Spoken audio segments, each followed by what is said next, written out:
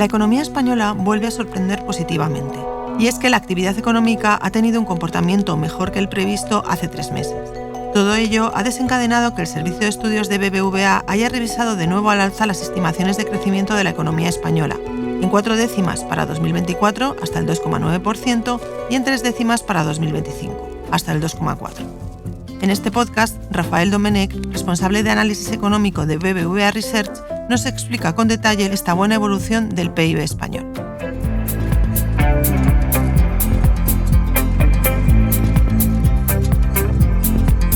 Blink, un podcast de BBVA, con Reyes Pariente.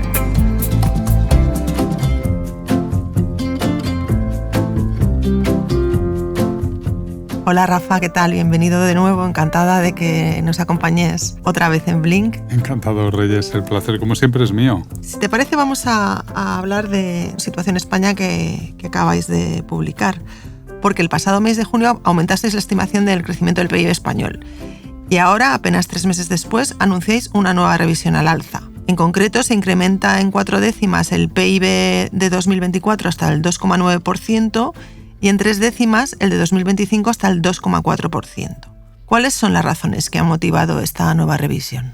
En primer lugar, porque ha habido revisiones estadísticas de datos históricos, ¿no? El Instituto Nacional de Estadística ha revisado tanto la contabilidad nacional como la contabilidad trimestral. Y por lo tanto lo que nos encontramos es que tanto en la segunda mitad del 2023 como en la primera parte del 2024 el crecimiento de cada uno de los trimestres es 1 o 2 décimas superior al que teníamos antes. Y eso ya tiene un efecto arrastre. Y luego porque los datos más recientes que estamos viendo o que hemos visto, por ejemplo, para el tercer trimestre que todavía no se ha publicado, pues nos indican que la actividad se sigue comportando algo mejor de lo esperado, aproximadamente 1 décima, ¿no? Superior a lo que nosotros esperábamos. Te doy un dato, ¿no? Por ejemplo, el turismo, que ya hemos hablado aquí, que esperábamos una desaceleración, pues no se ha producido en el tercer trimestre, ¿no?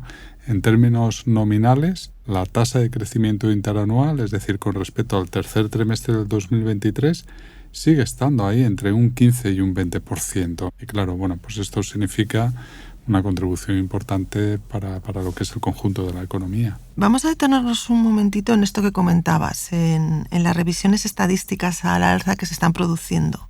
Es más que nada por entenderlo bien. ¿A qué se deben? ¿Por qué se revisan ahora? Por ejemplo, lo que comentabas, ¿no? Datos de hace un año. ¿Y por qué se están produciendo ahora de forma un poco recurrente? ¿Qué es lo que pasa? Bueno, a ver, esto obedece a un calendario que está bien establecido y además con mucha antelación. Todos los años se produce una revisión con carácter anual de lo que son las series trimestrales. Y eso toca en el mes de septiembre. Pero es que además en este mes de septiembre de este año se ha juntado esa revisión de las series trimestrales del último año con una revisión periódica, también anticipada, que se produce cada 5 años para seguir las recomendaciones de Eurostat. O sea, el Instituto Nacional de Estadística, como otros institutos de la Unión Europea, están sujetos al control, la monitorización y supervisión de Eurostat. Y cada 5 años tienen que revisar las fuentes y los métodos de estimación.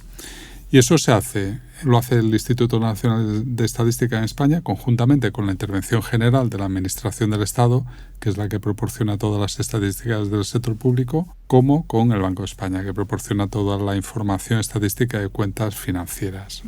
Por ejemplo, ¿a qué se deben los cambios que se han producido ahora? ¿Cuáles son los más importantes? Pues, por ejemplo, para que nuestros oyentes se hagan una idea, se ha incorporado toda la información del censo de población y del censo de viviendas del año 2021. Todo esto pues eleva, ¿no? Hemos hecho un recuento de las personas que viven en este país y de las casas, ¿no? Todos los activos inmobiliarios que hay es superior al que había.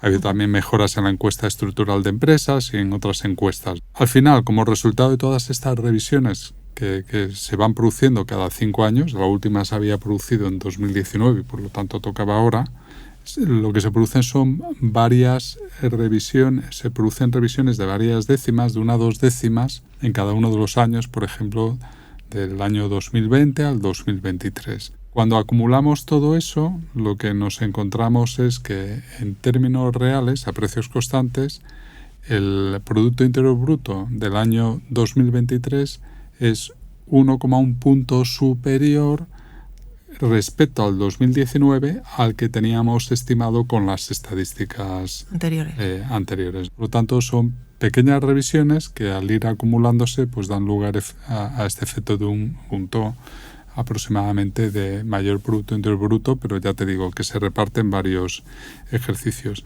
Y luego la revisión trimestral, que como ya te decía antes, pues lo que nos ha dado es una revisión de pues eso, 1 a 2 décimas en estos trimestres finales de 2023 y de principios del 2024. Vamos a pasar ya a la evolución de la economía, si te parece. Comentabas al principio que se está comportando mejor de lo esperado hace 3 meses y, por lo que he leído, buena parte de culpa la tiene la buena evolución de la demanda externa e interna. Ya hemos hablado en trimestres anteriores del importante papel que las exportaciones, sobre todo de servicios, ¿no? Están jugando en la evolución de la economía. ¿Qué más nos puedes comentar al respecto? Bueno, pues fíjate, ya acabo de decir antes que en términos nominales el turismo está creciendo a tasas interanuales de entre el 15 y el 20%. Y esto se debe a ganancias de competitividad, al incremento de la capacidad productiva en el sector.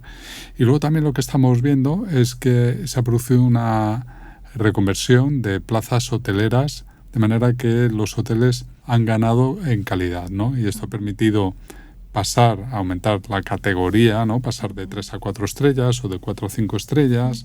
Se dan más y mejores servicios, esto aumenta las tarifas hoteleras, por lo tanto son más ingresos que se producen.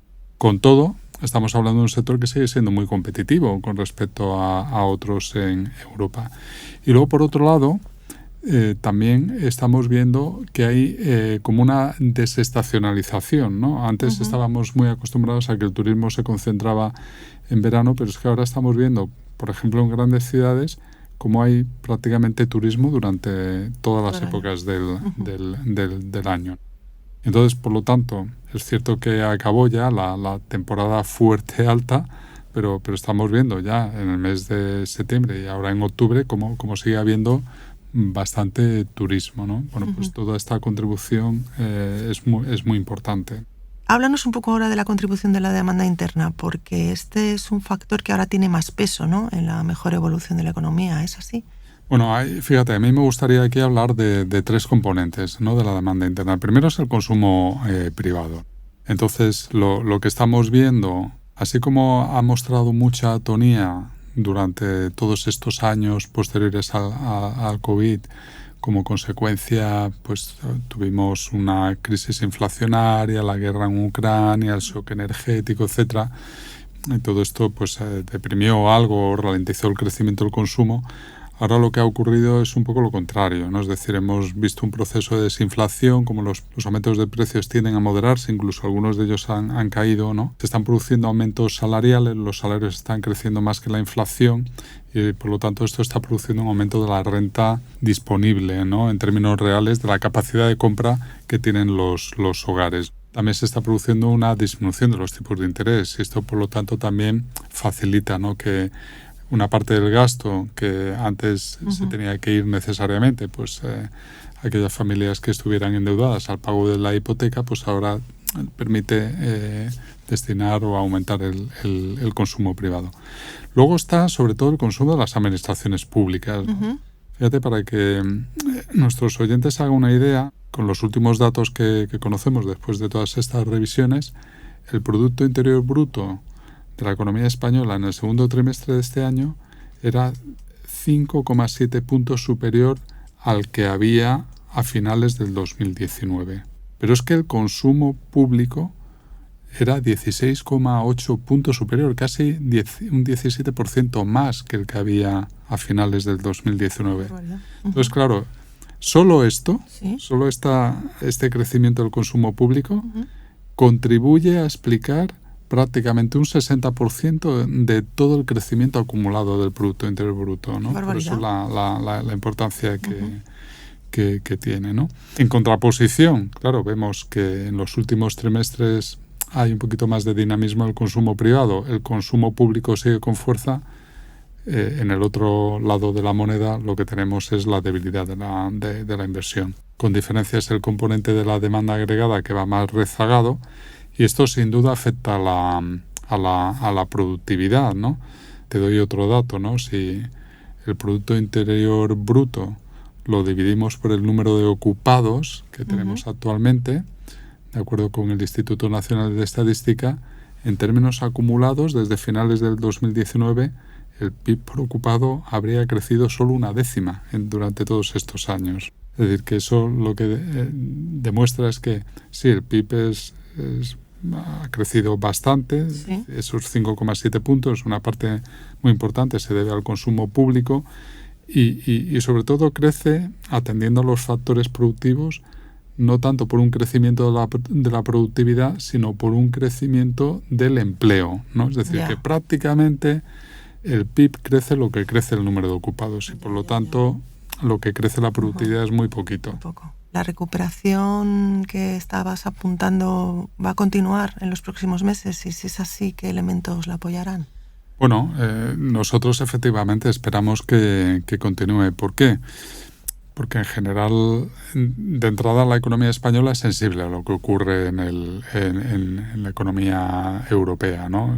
Y como esperamos una mayor actividad en la eurozona, pues eso tenderá a mantener, ¿no?, la actividad en España, permitirá que se siga generando empleo, que crezcan los salarios, que crezca la renta disponible de las familias, ¿no? Por otro lado, la inflación ya está claramente por debajo del 2%. El último dato nos dice que está en el 1,5% ya. Por lo tanto, los precios suben menos y algunos ya incluso han caído. Eso lo que significa es que al mismo tiempo que suben los salarios, que están creciendo o que nosotros estimamos que van a crecer fácilmente el año que viene entre un 3 y un 5%, una inflación ya contenida, eso significa que la capacidad de compra va a aumentar bastante, ¿no? Y eso puede ser un elemento o debería ser un elemento que estimulará el consumo privado.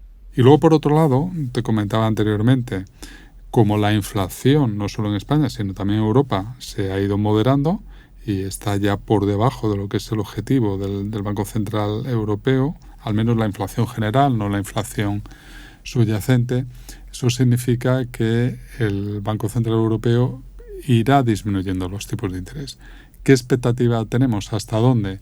Pues nosotros pensamos que a finales del año que viene, en diciembre del 2025, podría estar cerca ya del 2,5%. Esa es la estimación que tenemos. El mercado incluso está esperando que esté algo más bajo, cerca del 2%. Pongamos una horquilla entre el 2,5%.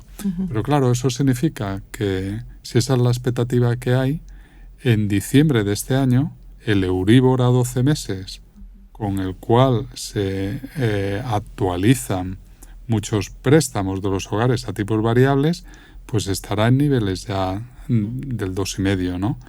Hace unos trimestres estábamos por encima del 4%, ¿no? Entonces estamos hablando de una rebaja considerable, que eso también pues permite, ¿no?, destinar una parte de la renta disponible también a consumo.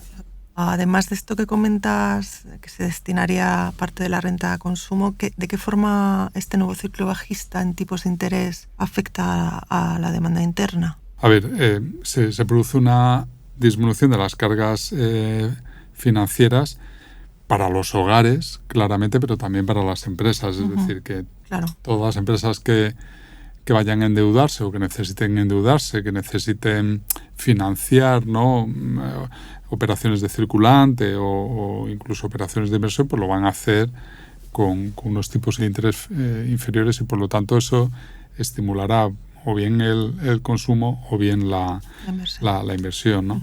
Pero claro, al mismo tiempo eso lo que significa que el ahorro en activos libres de riesgo, como pueden ser los depósitos o como pueden ser la deuda pública, también disminuirá. De hecho, ya lo hemos ido viendo, ¿no? Como los tipos de interés a medio y a largo plazo de la deuda pública van disminuyendo.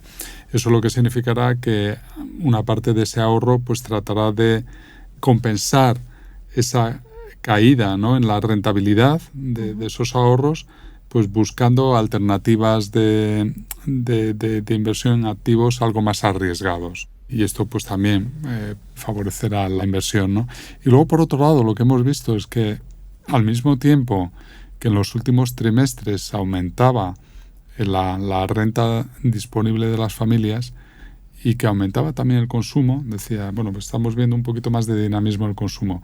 Pero ese crecimiento del consumo ha sido algo inferior al crecimiento de la renta disponible de las familias. Y por lo tanto, esa diferencia entre lo que ha crecido la renta disponible de las familias y lo que ha crecido el ahorro ha dado lugar a un aumento de nuevo del ahorro por encima de lo que sería lo normal, ¿no?, en esta situación cíclica en la que nos encontramos.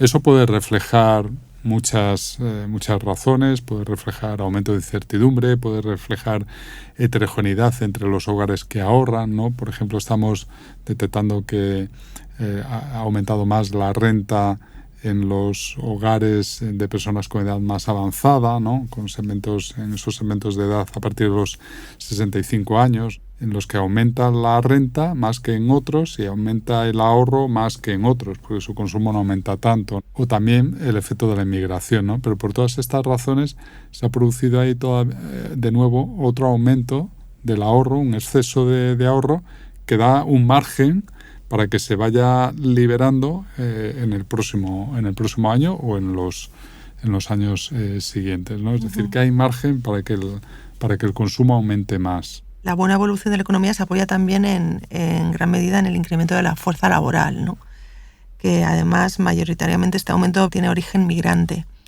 De hecho, lo hemos comentado recientemente en un podcast que grabamos el mes pasado, Beneficios y desafíos de una inmigración necesaria para la economía española, que nuestros oyentes pueden escuchar en sus plataformas habituales y que animo a que lo hagan. Cuéntanos, ¿cómo se espera que siga evolucionando este tema? Bueno, pues haces muy bien recordar ese podcast, ¿no?, que hicimos sobre la inmigración, y ahí ya dábamos una cifra que era bastante impactante, ¿no? Y es que las personas provenientes del extranjero explican el 90% de todo el incremento de la población activa desde el año 2021. Es decir, que mayoritariamente la población activa y el empleo está creciendo gracias a esa población migrante, ¿no? España tiene ventajas comparativas, ¿no? Y esto hace que sea un país atractivo, ¿no? Y por lo tanto nosotros esperamos que esa demanda de trabajadores continúe aumentando. Es un mercado atractivo por razones culturales, por razones lingüísticas, ¿no?, para todas aquellas personas que vienen de América Latina, ¿no? Claro, al mismo tiempo vemos que en los países de origen de estas personas se mantienen las condiciones que están incentivando la inmigración, ¿no? Bien porque tienen una mala situación económica o una mala situación de seguridad o política, ¿no?, en algunos de estos países de América Latina. Por lo tanto, esas razones están ahí y uno esperaría que siguiéramos teniendo esos flujos migratorios, ¿no?, por el atractivo que tiene España y por la situación de los países de donde parten, ¿no? ¿Qué es lo único que puede frenar un poco eso mientras haya crecimiento y haya oportunidades de empleo aquí? Claro, lo que nos preocupa es que puedan haber cuellos de botella, por ejemplo, la vivienda, de manera que esto frene la inmigración. O si los migrantes vienen a España sabiendo o quieren venir a España porque hay buenas oportunidades de empleo, pero al mismo tiempo ven que tienen dificultades para acceder a una vivienda, pues a lo mejor dejan de venir por eso, ¿no? Es decir, que tenemos que cuidar mucho, ¿no?, que esas condiciones favorables se sigan produciendo y, por lo tanto, tenemos que mejorar todo lo que tiene que ver con el mercado de la vivienda, no solo para los nativos españoles, para nuestros jóvenes sobre todo, sino también para las personas que vienen de fuera, ¿no? ¿Cómo puede evolucionar el mercado de la vivienda en los próximos meses? Bueno, nosotros, esperamos un aumento, ¿no?, de la inversión en vivienda nueva. Una primera razón es la reducción de los tipos de interés. Una segunda razón es el aumento de la demanda que se está produciendo. Es decir, es que se forman mucho más hogares en España, sean nacionales o sean extranjeros, de las viviendas nuevas que se crean, ¿no? Es decir, estamos hablando de una brecha aproximadamente de unos 200.000 hogares que no se cubren con la construcción de nuevas viviendas. Y luego porque también estamos viendo, ¿no?, que eso ya se empieza a reflejar en la evolución reciente de los visados. Es decir, la vivienda nueva tiene un proceso, ¿no?, de construcción. Primero vienen los visados, luego ya la construcción, que lleva aproximadamente unos 2 años. Y por lo tanto, esas fases iniciales de visados de vivienda pues se está viendo. ¿Qué otros factores también están contribuyendo? Pues que así como durante la crisis inflacionaria subieron mucho los costes, ¿no?, de materiales de construcción, acero, cemento, etcétera, pues ahora muchas materias primas, muchos de esos insumos pues han bajado de precio y hay más certidumbre. Porque esto también preocupa mucho. A veces lo malo no es solo que los precios sean más altos, sino no saber o no tener seguridad de cómo van a evolucionar en los próximos 2 años. Y por lo tanto esto dificulta mucho cerrar el precio de una vivienda, ¿no? La evolución, esa mayor estabilidad de los costes pues proporciona más certidumbre. Con todo, pues el aumento del que estamos hablando en la construcción de vivienda nueva es totalmente insuficiente como para atender las necesidades que hay en el país. Por lo tanto, necesitamos todavía políticas mucho más ambiciosas para aumentar la oferta de vivienda, para que se construyan nuevas viviendas o para que se rehabiliten otras más antiguas, ¿no?, pero que podrían aumentar el parque de vivienda tanto en alquiler como para compraventa, ¿no?, para vivienda en propiedad. De cara a 2025 anticipáis un crecimiento algo menor que en el de este año, en concreto del 2,4%. ¿Cuáles serán las claves? Bueno, en parte estamos viendo que ya esa desaceleración se empieza a notar ya en el mercado de trabajo, ¿no?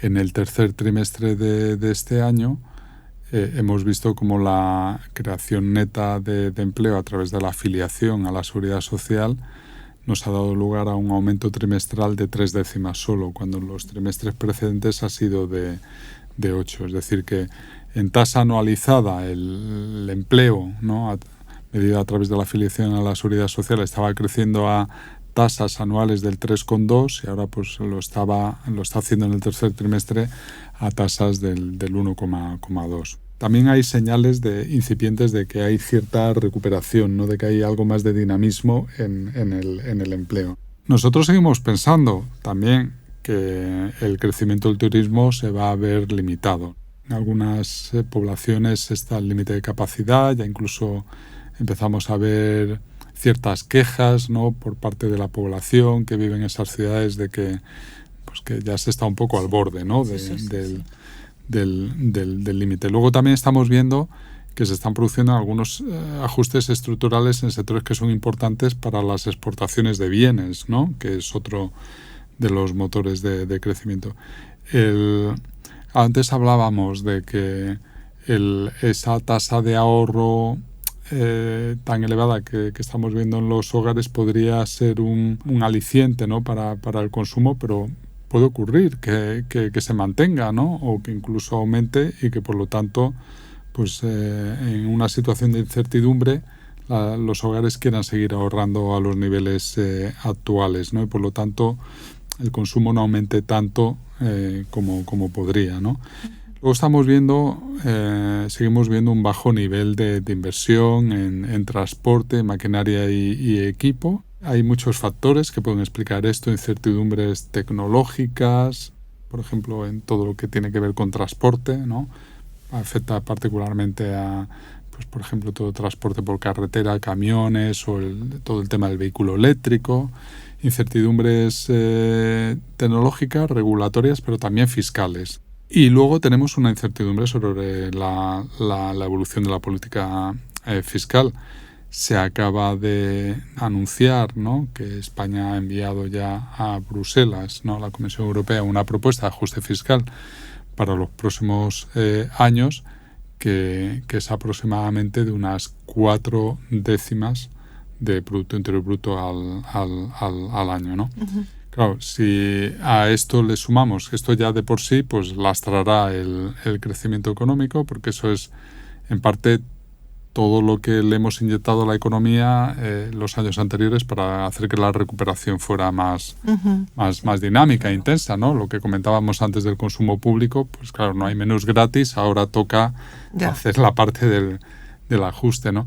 Pero claro, al mismo tiempo el gobierno ya ha anunciado, ¿no?, que su deseo es aumentar la presión fiscal. Claro, el aumento de impuestos pues también detraerá a actividad al sector privado, que no necesariamente a veces se ve compensada por una mayor actividad del sector público. Todo esto son razones, ¿no?, de peso para pensar que el próximo año, siendo un año bueno, con una expectativa de crecimiento del 2,4 por encima de lo que es el potencial de crecimiento de la economía española, pero en principio pues podría ser o podría tener un crecimiento inferior al que esperamos para 2024. Si te parece, Rafa, a comienzos del próximo año te emplazo a que nos volvamos a reunir aquí y hablemos de ya más detalladamente de todo esto que nos comentas. Claro que sí. Pues genial. Pues nada, muchísimas gracias por acompañarnos. A ti, Reyes, siempre es un placer. Igualmente. Esta conversación. Igualmente. Sigue a Blink en las principales plataformas de audio y a BBVA en redes sociales.